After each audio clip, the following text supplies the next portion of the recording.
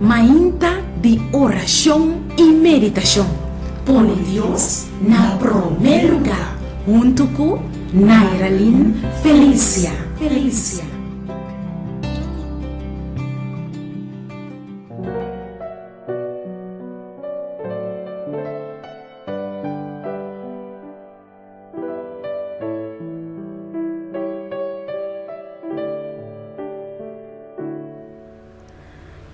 Título para nos devoción de ahorita nos promete prioridad. Y la palabra de Dios está quedando de buque de Colosenses en capítulo 3, versículo 1 y 2.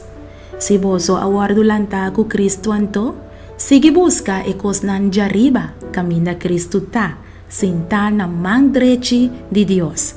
Pone vos mente, riba e cosnan de arriba, no riba e cosnan cuta arriba terra. Turdia nos vida ta asina di choc kukos nan di hasi, te nos no quiere lanta for di cama mainta pa enfrentar un día más.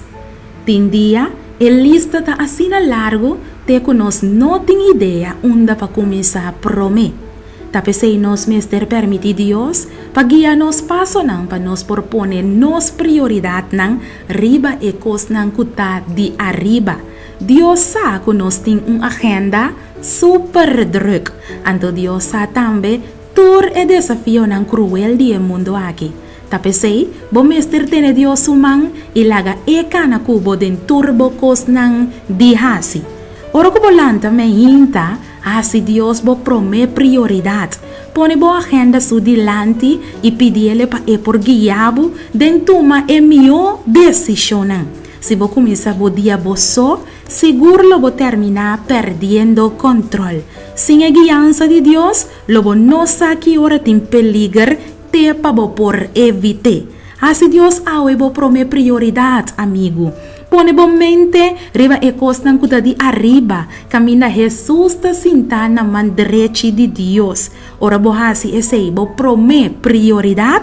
Seguro Dios lo ayuda a vos alcanzar turbo kosnang kubuting pahasi, laganos reza. Querido Tata Celestial, nos no que start el día sin vos.